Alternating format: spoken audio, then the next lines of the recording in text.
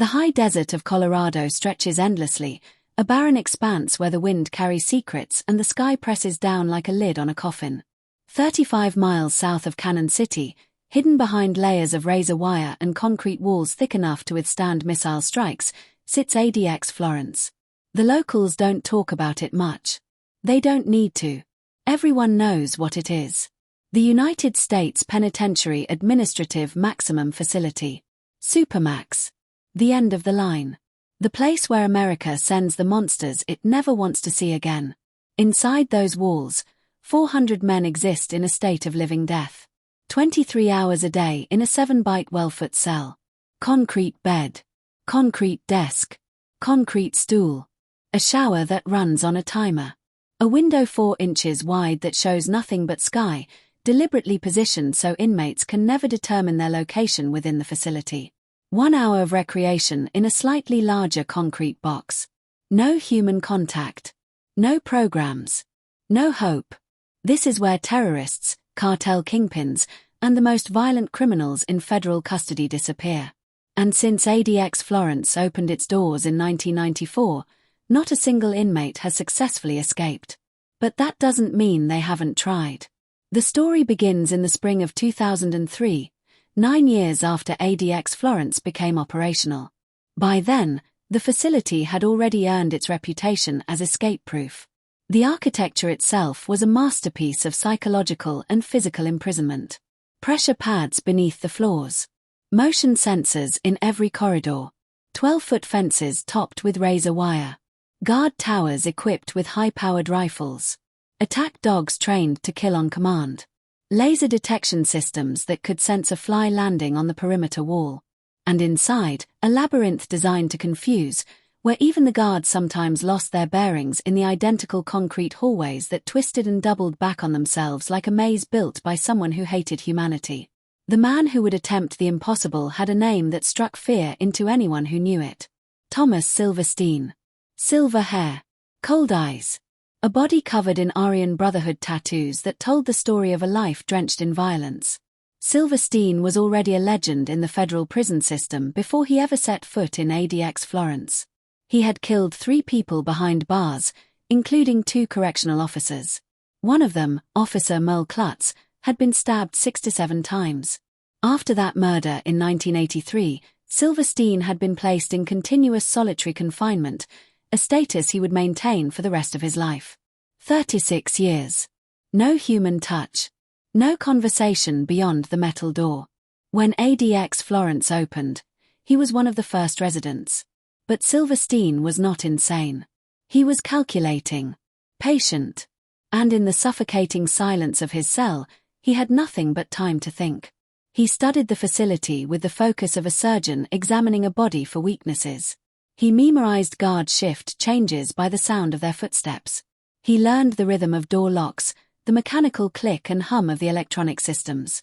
He counted seconds, minutes, hours. He understood that ADX Florence was built on routine, on the clockwork precision of a system so confident in its invincibility that it had become predictable. In June 2003, during his 1 hour of recreation, Silverstein made his move. The recreation cage was a concrete box 12 feet by 20 feet, open to the sky but surrounded by walls and covered with steel mesh. 2 guards always accompanied an inmate to recreation, watching through reinforced glass. But Silverstein had noticed something. The door to the recreation area operated on a pneumatic system. It required 7 seconds to fully close and lock. 7 seconds when the door was in motion but not yet secured. 7 seconds when a man with nothing to lose could make a decision that would either grant him freedom or end his life. He had spent 6 months loosening a bolt in the corner of the recreation cage. It was tiny work, invisible to the casual inspection the guards performed each day. He used a piece of metal he had extracted from the concrete stool in his cell, grinding it against the floor for hours until it resembled a crude screwdriver. The bolt, once removed, gave him access to a small gap in the mesh overhead. Not large enough to fit through, but large enough to wedge something into the door track. On that June afternoon, the temperature hit 98 degrees. The guards were tired, distracted by the heat. Silverstein moved with the speed of a man who had rehearsed every motion in his mind 10,000 times.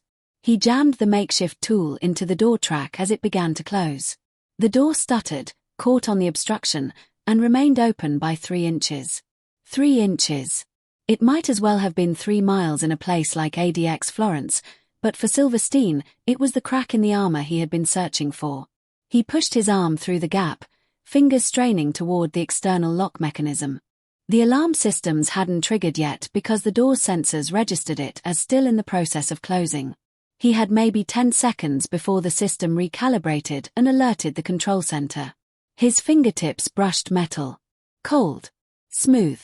The emergency release lever. He pulled with every ounce of strength in his body. The door opened. For the first time in 20 years, Thomas Silverstein stood in a hallway without shackles, without guards inches away, without a door between him and the outside world. The corridor stretched before him, sterile and white under fluorescent lights that buzzed like dying insects. He knew he had less than a minute before the entire facility locked down. He knew the odds of reaching the perimeter were 0. He knew he was going to die here. But he ran anyway. His bare feet slapped against the concrete as he sprinted down the hallway. Behind him, sirens exploded into life, a deafening wail that echoed through the entire facility. Red lights strobed. Steel doors slammed shut in sequence, each one sealing off another section of the prison. Silverstein could hear boots pounding, guards shouting, the metallic crack of weapons being readied. He turned a corner and found himself facing a T-junction. Left or right?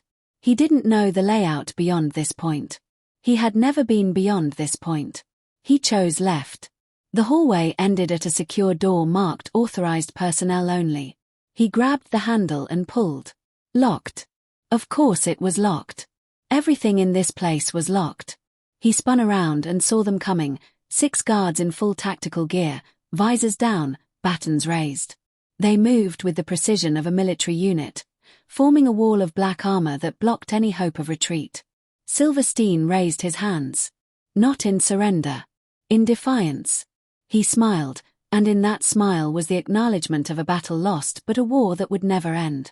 They tackled him to the ground with a force that cracked his ribs. Fists and boots rained down. He didn't resist. There was no point.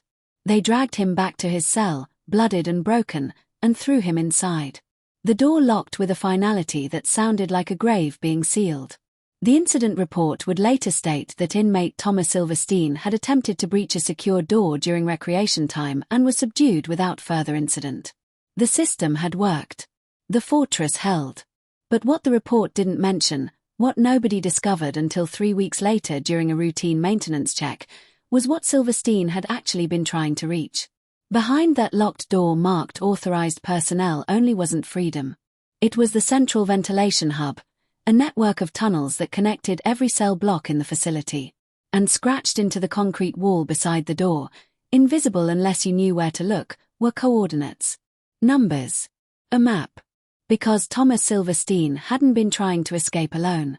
But when they opened the maintenance log and saw the names of the technicians who had accessed that area in the past 6 months, what they found changed everything. The discovery sent shockwaves through the Bureau of Prisons. For 3 days, ADX Florence went into complete lockdown. Every inmate was confined to their cells without exception. Every staff member was interrogated. Every inch of the ventilation system was inspected with dogs, cameras, and structural engineers who crawled through the narrow passages like spelunkers exploring a cave system that had suddenly become hostile territory. What they found in those tunnels made veteran correctional officers question everything they thought they knew about the facility they had sworn was impenetrable. Hidden in the ventilation shaft directly above the central hub were items that should not exist inside ADX Florence. A 12-foot length of braided wire, constructed from threads pulled from prison-issue blankets and twisted together with a tensile strength capable of supporting 200 pounds. A crude knife fashioned from a sharpened piece of aluminum extracted from a meal tray, the edges honed to razor sharpness. 3 bottles of cleaning solution, the kind used by the janitorial staff, except these had been opened and the contents partially drained. And most disturbing of all, a hand-drawn schematic of the entire facility, accurate down to the placement of cameras, motion sensors, and guard stations. The level of detail was impossible. No single inmate should have possessed this knowledge. No single guard should have provided it. But someone had. The investigation fell to Special Agent Maria Cordova of the FBI's Criminal Investigative Division. She was 42 years old, a 20-year veteran who had worked everything from organized crime to domestic terrorism. She had seen corruption before, had investigated guards who smuggled contraband, officers who looked the other way for money. But this was different. This was a conspiracy that reached into the heart of America's most secure prison, and if it succeeded, if even one inmate from ADX Florence made it past those walls, the consequences would be catastrophic. Cordova stood in the ventilation tunnel, her flashlight cutting through the darkness, and studied the schematic. It was drawn on the back of medical paperwork, the kind that required a doctor's signature. That narrowed the suspect pool considerably. ADX Florence employed 6 medical staff members who had regular access to inmates. 3 doctors. 2 nurses. 1 physician's assistant. She requested their personnel files and began the tedious work of building timelines, cross-referencing their schedules with the dates maintenance had accessed the ventilation system. The name that kept appearing was Dr. Raymond Nash. 47 years old. Former military. He had worked at ADX Florence for 6 years, longer than any other medical staff member. His record was spotless. Decorated Army medic. 2 tours in Iraq. Honorable discharge. He had a wife, 2 children, a mortgage on a modest house in Cannon City. By every measure, he was exactly the kind of stable, trustworthy professional the Bureau of Prisons wanted working in their most sensitive facility. Except for one thing. 3 months ago, Dr. Nash's 15-year-old daughter had been diagnosed with stage 4 leukemia. The treatment was experimental, not covered by insurance. The cost was pushing $400,000. And 2 weeks after the diagnosis, Dr. Nash had taken out a second mortgage on his house. The bank records showed he was drowning in debt, skipping meals, selling possessions. A man with nothing left to lose. Cordova requested surveillance footage from the medical wing.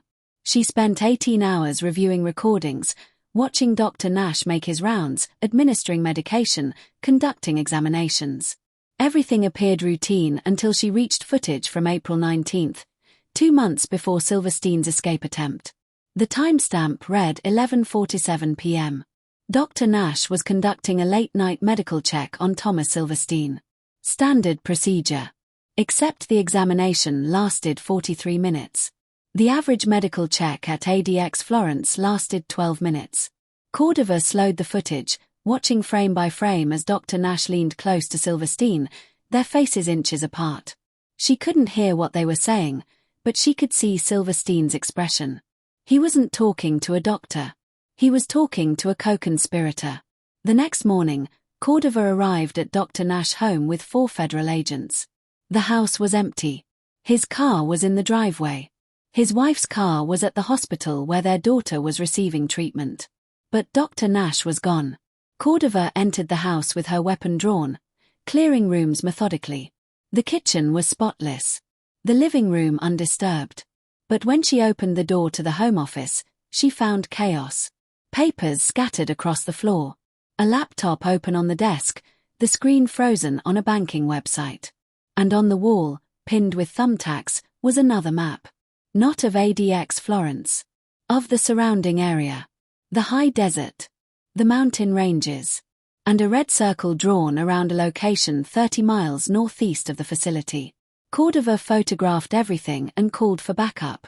Within an hour, a helicopter was in the air, heading toward the coordinates marked on Dr. Nash's map. She went with them, strapped into the jump seat, watching the landscape blur beneath her. The pilot's voice crackled through her headset. They had visual on a structure. An old mining facility, abandoned since the 70s. She could see it now through the windshield, a collection of rusted buildings and equipment slowly being reclaimed by the desert. They landed a quarter mile away and approached on foot.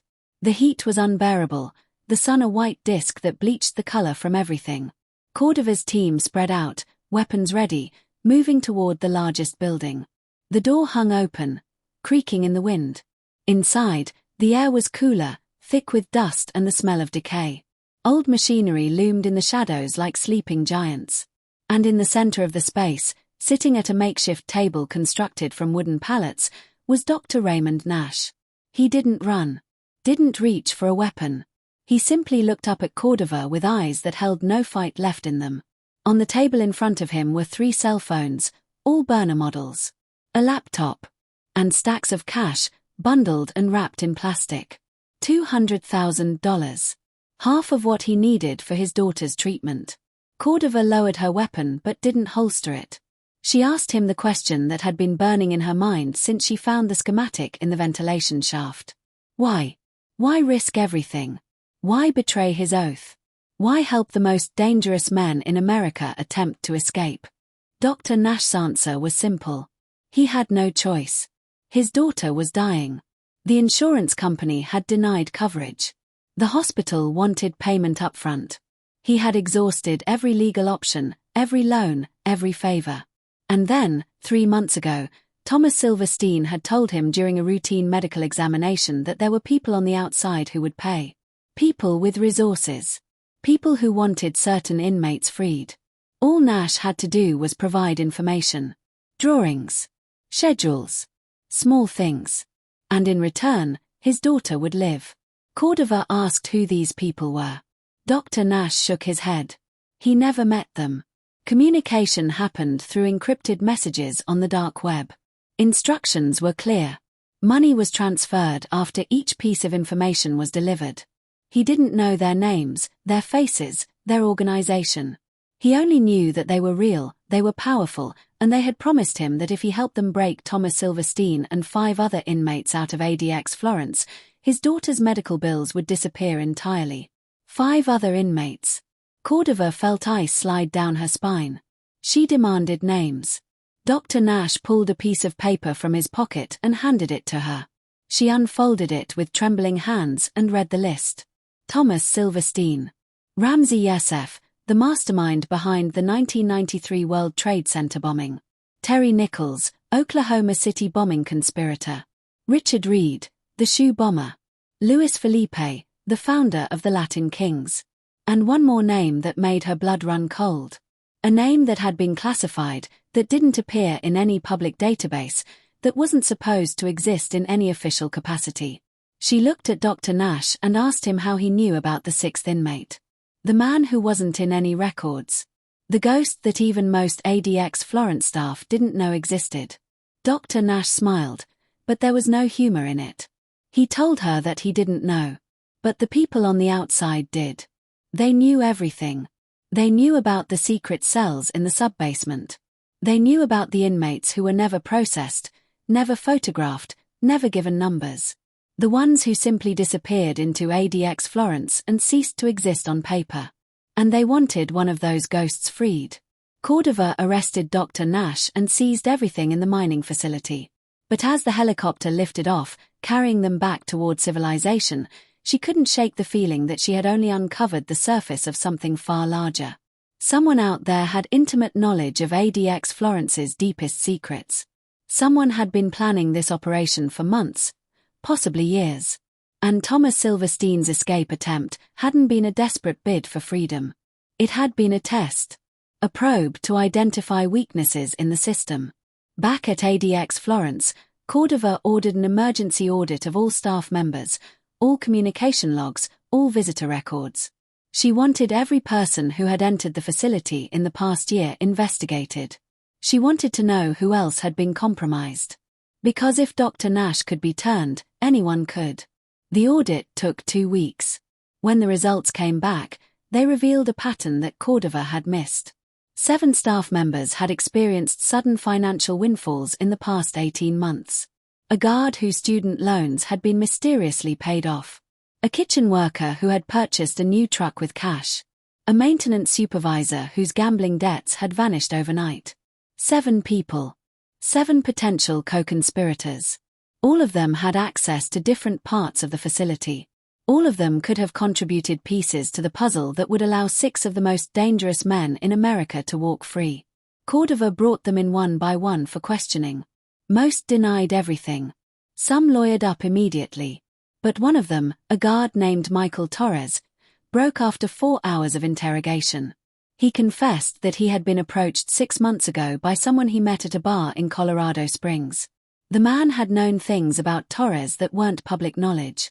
His military service, his divorce, his custody battle. And the man had offered him $50,000 to do one simple thing. Leave a specific door unlocked for 30 seconds during the night shift on a date that would be provided later. Torres had taken the money. He hadn't unlocked the door yet because he hadn't received the date. But he had the instructions. And when Cordova asked him to describe the man from the bar, Torres gave her a description that matched no one in any law enforcement database. Average height. Average build. Forgettable face. The kind of person who could walk through a crowd and leave no memory behind. A professional. Someone trained in tradecraft. Someone with resources and connections that extended far beyond the criminal underworld. Cordova sat in her temporary office at ADX Florence, staring at the evidence board she had constructed. Photos of Dr. Nash. Financial records. The schematic from the ventilation shaft. The list of 6 names. And in the center, a question written in red marker. Who are they? Her phone rang. It was her supervisor at FBI headquarters. He told her to shut down the investigation immediately. The case was being transferred to a different agency. She wasn't to discuss her findings with anyone. All evidence was to be boxed and prepared for transfer. When she protested, when she demanded to know why, her supervisor's voice dropped to a whisper. He told her that the 6th name on that list, the ghost inmate, wasn't just classified. He was a problem that officially didn't exist. And the people trying to free him weren't criminals. They were something far worse. But when Cordova demanded to know what that meant, the line went dead. Those were smoke and mirrors, designed to make it look like a criminal enterprise. But buried in that list was the key. One of those men knew something that connected to what Volkov knew. One of those men was the real target. Free him, free Volkov, and whoever was behind this operation would have leverage over multiple governments simultaneously. She reviewed the list in her mind. Silverstein, Yusef, Nichols, Reed, Felipe. 5 men with nothing in common except extreme violence and life sentences in ADX Florence. But Volkov was right. One of them didn't fit. One of them had a different kind of knowledge. Terry Nichols. Oklahoma City bombing. But not the mastermind. Timothy McVeigh had been the face of that attack, and he had been executed in 2001. Nichols had always claimed there were others involved, a broader conspiracy, connections to foreign actors. Connections that the government had never fully investigated. And if those connections existed, if Nichols could prove them, it would reopen one of the most devastating domestic terror attacks in American history and reveal that it might not have been domestic at all. Cordova felt pieces clicking into place. She asked Volkov if Project Nightfall was connected to Oklahoma City. He didn't answer directly, but his silence was confirmation enough. She realized she was looking at something far larger than a prison break. This was about rewriting history, about exposing secrets that powerful people had spent decades burying. She left the observation room and returned to the surface, her mind racing. She needed to contact someone she could trust, someone outside the chain of command who could help her navigate what came next. But when she emerged into the main administrative corridor, she found 3 men in dark suits waiting for her. No badges. No identification. They didn't need any. She knew who they worked for.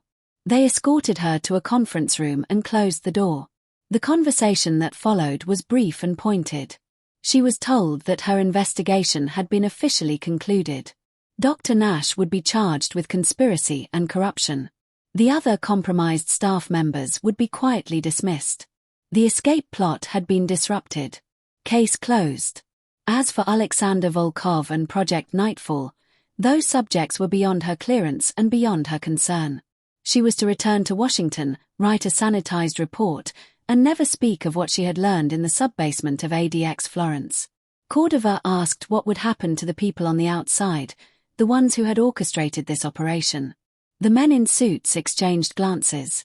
One of them told her that those individuals were being handled through channels she would never know about. That some problems were solved in ways that didn't involve courts or publicity. She understood what that meant. She also understood that she had no choice but to comply. She was one agent against an apparatus that stretched across multiple agencies and governments. Fighting would accomplish nothing except ending her career and possibly her life. But she had those encrypted files. Those copies hidden in places no one knew about. Insurance against the day when the truth might actually matter. 3 months later, Cordova was reassigned to a desk job in the FBI's Washington field office. She processed reports, attended meetings, and watched as the ADX Florence incident faded from memory. Dr. Raymond Nash was sentenced to 15 years in federal prison. His daughter's medical bills were mysteriously paid off by an anonymous donor.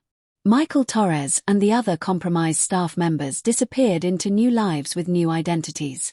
And ADX Florence continued to operate exactly as it had before, impenetrable and eternal. Thomas Silverstein never attempted another escape. He died in his cell in 2019, having spent 36 years in continuous solitary confinement, the longest such sentence in American history. The official cause of death was heart failure, but Cordova always wondered if it had been something else. A payment collected. A loose end tied off.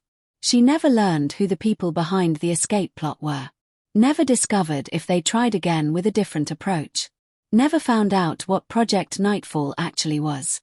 But she kept those encrypted files, checking them periodically to make sure they were still intact, still accessible. Waiting for the day when someone would ask the right questions. That day came on a cold December morning when a young investigative journalist contacted her through an encrypted email service. The journalist had been researching black sites and extraordinary rendition, and had found a reference to Alexander Volkov in declassified documents from the early 2000s. Dead ends and redacted files everywhere. But one source had told him to look at ADX Florence. To find the FBI agent who had gotten too close and been silenced. Cordova met the journalist in a coffee shop far from any government buildings. She brought one of the encrypted drives. She told him everything, knowing that releasing this information would probably end what remained of her career and make her a target for people who preferred shadows to sunlight. But she also knew that some truths were too important to stay buried. The journalist published his investigation 6 months later. It became a firestorm. Congressional hearings were called. Investigations were opened. The existence of Alexander Volkov was confirmed, though he had been quietly transferred to another facility before the story broke. The connections between the escape plot and historical events were never fully proven, but enough evidence emerged to raise questions that couldn't be easily dismissed. ADX Florence remained operational. The fortress still held. But the myth of its absolute security had been shattered. The prison where inmates disappeared forever had itself been exposed, its secrets dragged into the light. And in a basement somewhere in Eastern Europe, in a room with no windows and walls thick enough to muffle any sound, 3 men watched news coverage of the scandal on a laptop screen. They spoke in a language that wasn't Russian or English but something older. They discussed their failure and their next approach. Because the game wasn't over. It was simply entering a new phase. One of them closed the laptop and stood. He walked to a filing cabinet and removed a folder marked with Cyrillic letters that translated roughly to Project Nightfall, Phase 2. Inside were photographs of a different prison, a different country, a different group of inmates who possessed information that powerful people wanted freed or silenced. The man smiled. ADX Florence had been a test. An expensive, complicated, ultimately unsuccessful test. But they had learned valuable lessons. They had identified weaknesses in systems designed to be perfect. And next time, they wouldn't fail. Because in the end, every prison is built by humans. And humans always make mistakes. You just have to be patient enough to find them. If you made it this far, you've seen how deep the rabbit hole goes. But this is just one facility. One conspiracy. There are others. Darker ones. Subscribe so you don't miss what's coming next. Because the truth is never what they tell you it is.